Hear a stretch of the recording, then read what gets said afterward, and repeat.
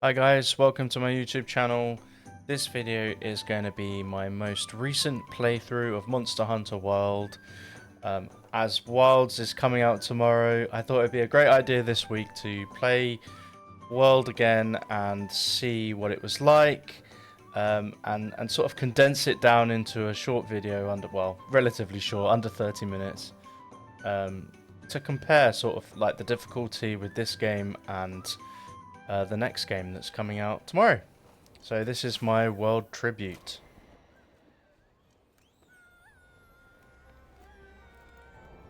And we start off the game in the ancient forest with the handler.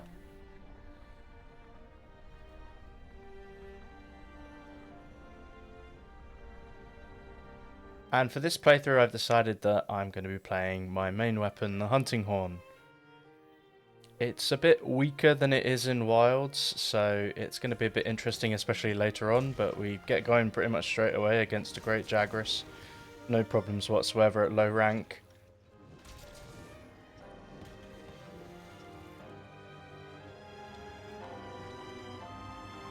And using the clutch claw for the first time this playthrough, so I'm getting all the tutorials. But it's relatively straightforward, just giving this guy some echo waves to the face, as you do. Next up, Kuluyaku, as we try and add another camp into the ancient forest. Got to get rid of him, he's a bit of a pest.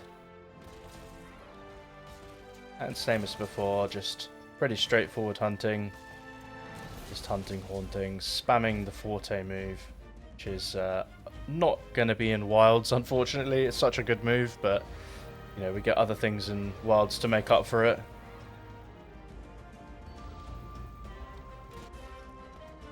And it's going to be a relatively short hunt. I think this only took me about 6 minutes-ish.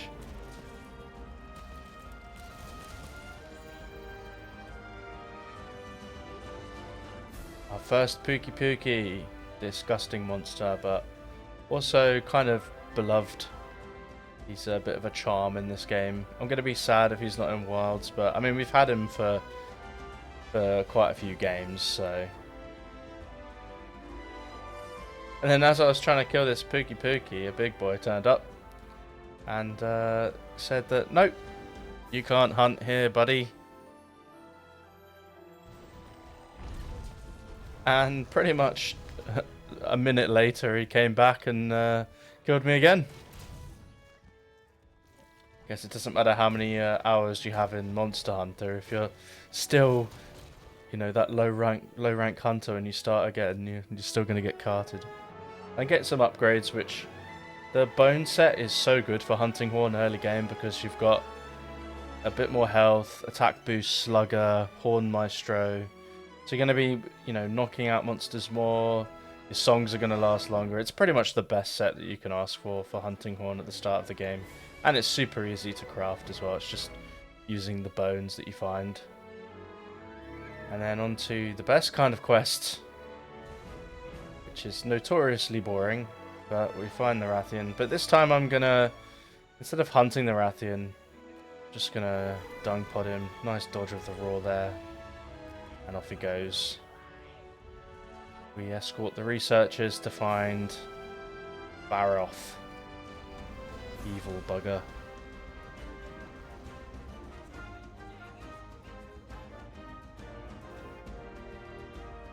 And sort of replaying World made me realise how good these cutscenes are.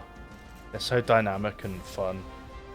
And if you haven't played the game for a while, I sort of forget how good these cutscenes were. I was very much impressed. And how much it's held up since it released, you know. Just doing hunting horn things, smacking the monster whilst getting my songs up. And I'm using the bone hunting horn here, which has the deep water and muck resistance song. So running through all of this deep water has just been easy. Makes such a big difference. After Baroth is slain, we've been tasked to find the researcher. And we find some signs of a thorned monster. I wonder what he could be. But he definitely doesn't have thorns. We're interrupted by a big fish. Geratodus. Probably one of the most boring hunts in the game, but having that water resistance song on the horn just makes this fight so trivial. Being able to just run through all of his muck and run through the deep water is just so much easier to play. You don't have to worry about any of that, you just go for it. And he took a big beating, this guy. I think I killed him pretty fast.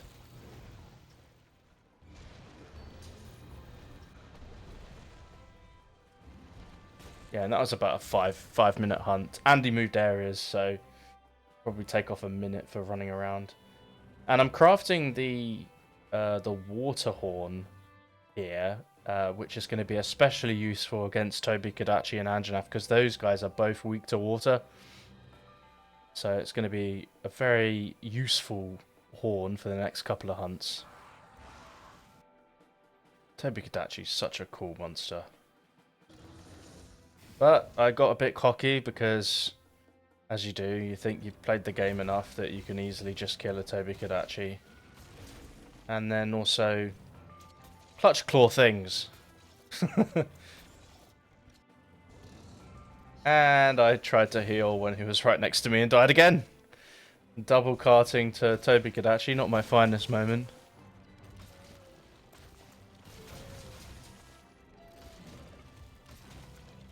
But he's not going to be too much of a threat. We knock him down off the tree.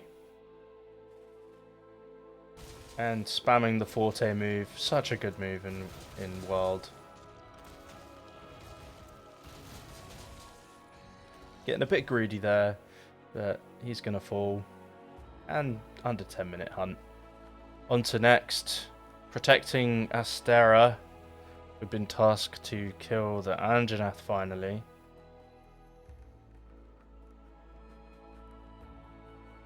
I think this is one of the better cutscenes in the entire game.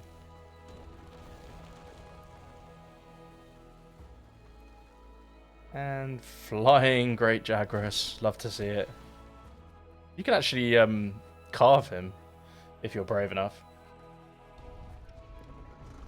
And I had absolutely no issues hunting the Anjanath. I think a lot of that was due to the water element horn that I was using. He's already going to be limping after about 5 or 6 minutes. No problems whatsoever.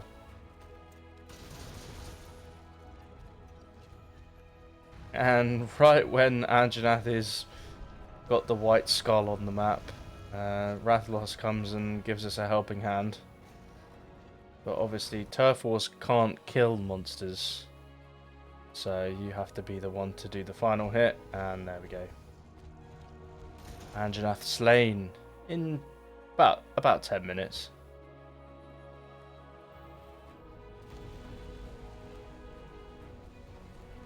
Next up, Zora Magdaros Repel quest.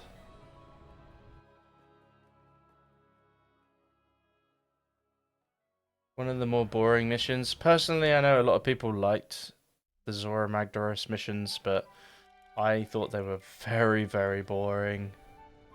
They didn't... I mean, I know siege monsters have all been a staple of the Monster Hunter series, and most games have some sort of siege monster.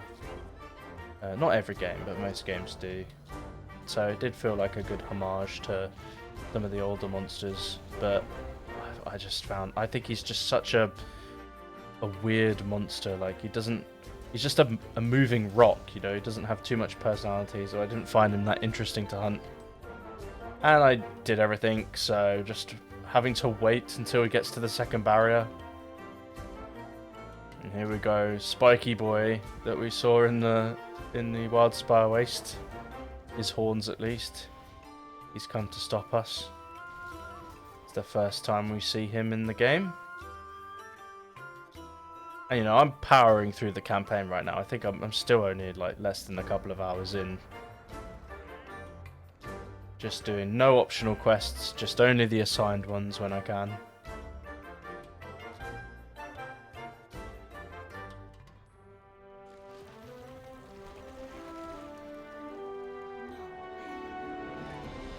Gosh, gosh, these cutscenes are so good. I'm gonna miss Wild. It's such a good game. I probably played it about 850 hours-ish, maybe a bit less than 850 hours. Which is, you know, not as much as some people, but I still absolutely love this game. And we're doing the bone hunting horn just because it's an easy upgrade as we travel through the Great Ravine onto the next zone.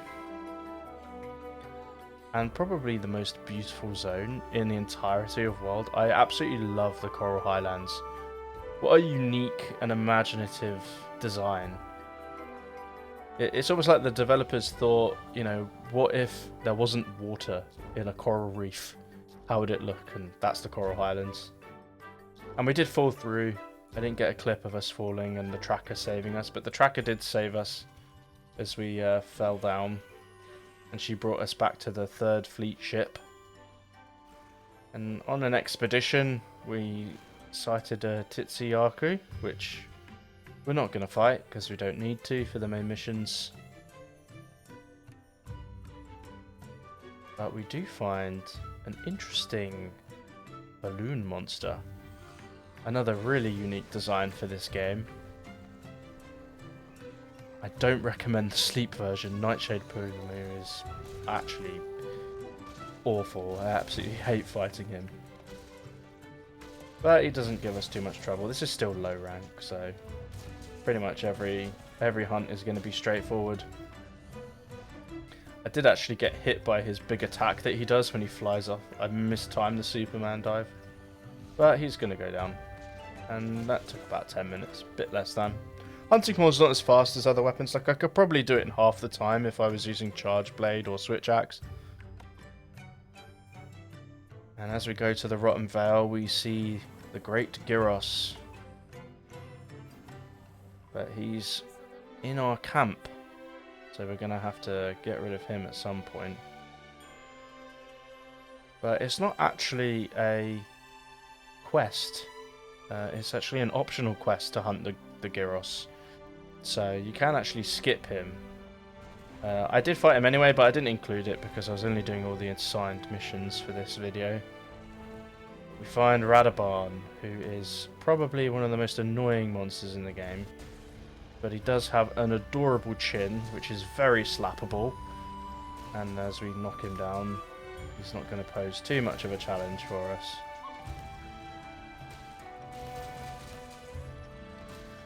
It doesn't take too long. I think I spent less than 10 minutes fighting this guy. There's no timer in this quest, but it was pretty fast.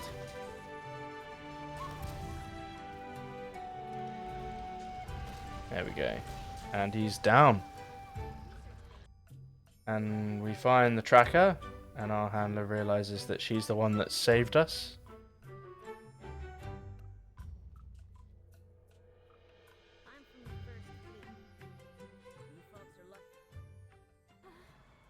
And as we're going to be traveling down to the bottom of the Rotten Vale, we get interrupted by a Legiana. Which I think the Legiana armor set in this game is awesome. Such a cool visual design. So we've been tasked to get rid of Legiana. Make sure it's clear so we can go down to the depths of the Rotten Vale and try and find where Zora Magdaros has gone. And Legiana's a bit more tricky because of the ice blight, but you know, we get a nice knockdown here, which is quite fun. I always like doing that backwards slap when Legiana's flying. It's very satisfying, and she goes down. This fight took a bit longer, just over 10 minutes, but that lets us explore the bottom of the Rotten Vale, and we find some more evidence of Zora Magdaros down here. But we don't find Zora. Instead, we find a red dog, Odagaron. The tracker saves us as I rescue the handler and bring her back to camp. And we go back out and try and hunt the monster. Nice backward slam there, just catching Odageron as he lunges forwards. This monster can be pretty difficult for the Hunting Horn because the Hunting Horn's so slow and Odageron's so fast. So you've just got to be patient and get the slaps when it matters. But he's actually really easy to knock down if you just time the side swings. But I did get a bit greedy there and did faint once. But it's not going to be a problem in low rank. Grab a knockout again. And do the forte spin. And he's going to be down in about 10 minutes again. Now, next task, the Wyverians have tasked us with hunting Rathalos and Diablos. And the first one on our list is Rathalos. So we've come to the ancient forest. And begin fighting Rathalos. Now, Rathalos is annoying because he flies a lot, but often the back swings and the back slams and the side swings on the Hunting Horn can be so useful for just catching his head or his legs when he's flying. So it wasn't too difficult, and we ended up hitting the waterfall trap, and I end up choosing to follow him, but he dies on the way down. So, yeah. Killed by the water trap. That's one of them down. And now the second one that the Wyverian has tasked us with is Diablos. Absolutely love this cutscene. When you fall through the pit. I wish this happened more often. There's only certain circumstances that this happens in when you're just out and about in a random quest. But this is so cool. The way he pokes his horns through the sand wall. Very cool monster. An oldie, but a favourite.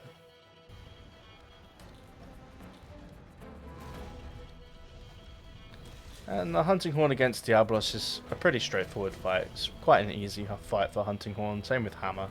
But I got trapped in a corner and got cocky and died. I think this is what happens when you don't upgrade anything and you're just rushing through the story. You don't do any of the optionals, you don't farm armor spheres and get bigger defenses. It can be a bit more risky, and you take a lot of damage sometimes. And after we did that, we're back on the back of Zora Magdaros, trying to scare off Nergigante. And this is the last Zora quest. And I did get stuck up here. I think that bugged out a little bit. Nergigante was roaring just a few too many times. Eventually he stopped and we were able to repel him and destroy the magma cores. And after a long, boring hunt, probably about 15-20 minutes-ish, we get the cutscene for the commander and his famous Dragonator. And we successfully repel Zora Magdaros into the ocean. Which some people speculate is the birthplace of the Guiding Lands. They think Zora Magdaros is the Guiding Lands, and that ecosystem grew on his back as he died in the ocean. But who knows? We're back in the Wildspire Waste to fight a high rank Pookie Pookie, and we actually hunt it again in the Ancient Forest. I can't remember why. I think it was an optional quest because I was trying to find pink Rathian tracks, so I just did an optional quest. And I was thinking about getting the poison Hunting Horn, but I ended up choosing not to, so it didn't matter anyway. But upgrading to high rank Bone, it's pretty much the same as low rank, just more defense. And then we've been tasked to hunt a high rank Anjanath, which also was pretty straightforward. It's not very difficult. Hunting Horn is especially good against Anjanath, because his head sticks so far out of his body, it's quite a big target. I ended up just choosing to capture him. I couldn't be bothered to kill him. I'd already been fighting 15 minutes. And we were lacking damage at this point. Like, I was really struggling to do damage. I was really struggling with the Hunting Horn. Managed to get the Ore Hunting Horn. I'm going to switch to that. Got that up 2 levels. So we've got a bit more damage, but it's still not ideal. And eventually we got enough tracks to find Pink Rathian in the Coral Highlands.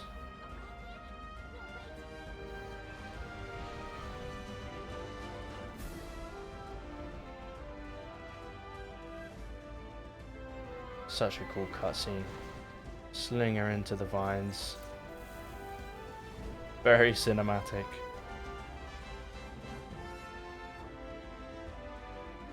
And Pink Rathian's is about as easy as you'd think he is, or she is. She's not too difficult. Nice dodge of the roar. Actually, I think I had earplugs. Do I have earplugs? No, I don't. That was just a good dodge. And then I just decide to trap, just because I am lacking so much damage now. The hunts are getting longer and longer, so no longer are they 5 to 10 minutes. They're sort of now 15 minutes plus. And after hunting the Pink Rathian, we are going on an expedition with the Admiral to the Everstream, or the Elder's Recess. And what a really unique volcanic map. I have to say, I think Capcom do a really good job with their volcanic maps. They're always different from each other. I think they're always trying to innovate and come up with new ideas. And we go on a tour of the Elder's Recess, finding all of the monsters. Now, none of these are required to hunt, so we skip fighting Uragan and Dodogama and Lavazioth. We're skipping those this time because they're not actually required to hunt for the story. But we're still discovering them and getting their cutscenes. Such a cool monster intro. I really hope they keep this for Wilds. In Monster Hunter Wilds. When we find a new monster, I really hope that we get the cutscenes like this. Because they're really good at showing off the monster personality and breathing life into the world that you're exploring. And I think Wilds has a really good opportunity to continue that. And then, eventually, we're tasked with finally slaying Nergigante. He's a beast. But we've slain him a lot. I've slain probably more Nergigantes than any other monster in this game, so he hits hard, but it was okay. It wasn't too much, and we did actually manage to kill him in under 15 minutes, which was, you know, it was really good actually. And then I got to the point where we're doing the 3 elders, and I was really struggling with damage, so I did end up picking up the Defender Hunting Horn, which I know some people are going to absolutely hate, but I was like, well, I could spend 2 hours trying to farm the Nergigante Hunting Horn, and it be maybe 10% worse than this Hunting Horn, or go out and find the Devil Joe Hunting Horn. But I decided that, you know, to save, you know, 2 minutes of time, and then all of the farming as well per hunt. It's like, I might as well just use the Defender Hunting Horn. It's not that much of a buff when I'm not using the armor. It's just the weapon that I'm using. So, you know, and this was just a casual playthrough. It's not like I've never done it before. So I just decided to use the Defender Hunting Horn till the end of the game. And Kushala is... Look at the time. I'm 25 minutes in. I forgot to bring flash pods and refused to go pick some up. So I just spent half the time just running around his feet. But eventually, we do finish him off. 2 elders down, and finally Teostra, the other OG, along with Kushala. I actually really liked Teostra. I think it was my most hunted monster after Nergigante in my main save. Mainly because of the Tempered Teostra quest to farm decorations, but he is absolutely awesome. I don't think I'll ever get bored of hunting Teostra. And he wasn't really a problem. And I've killed him in under 15 minutes, which I think was a little bit faster than I should have done. But as we approach the end of the game, we've come deeper into the Everstream, and the final boss awaits.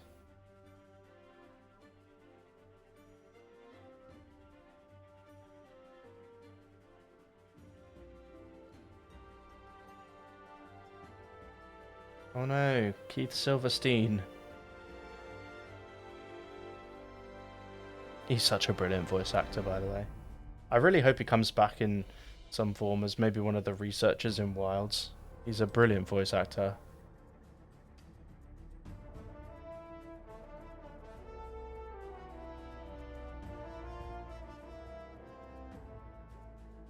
And the last fight. And I haven't fought xeno'jiva in probably 2 years, maybe a year. So I'm pretty rusty going into this. And we cut to 15 minutes ahead. As we're, you know, a lot of it's just pretty boring, getting in a hit even here and there. But it's quite difficult to get big openings with xeno'jiva with the horn, just because the hunting horn is so slow. Lots of flinching, lots of damage, and eventually... What a nice flinch there, that was quite a nice one. 20 minutes in. And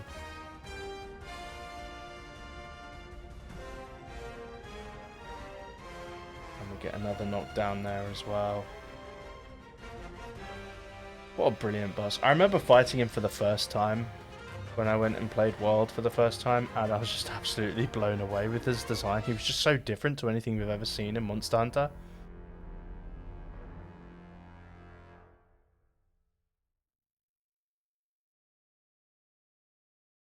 But that's that. The game's actually pretty short when you think about it. I think I did this playthrough in about 9 hours. Just under 9 hours, maybe 8 hours 50-ish. And I'm only doing the assigned quests. None of the optionals, you know, bar that one Pookie hunt that I did just to get some Rathian tracks. But World is a gem, and it's amazing how easy the game is compared to what you remember it to be. And I think that's where a lot of the discourse for Wilds is coming in, with how easy Wilds is when, you know, when we've only got low and high rank in Wilds at the moment. But anyway, that was my playthrough for Monster Hunter World. Thanks for watching. See you next time.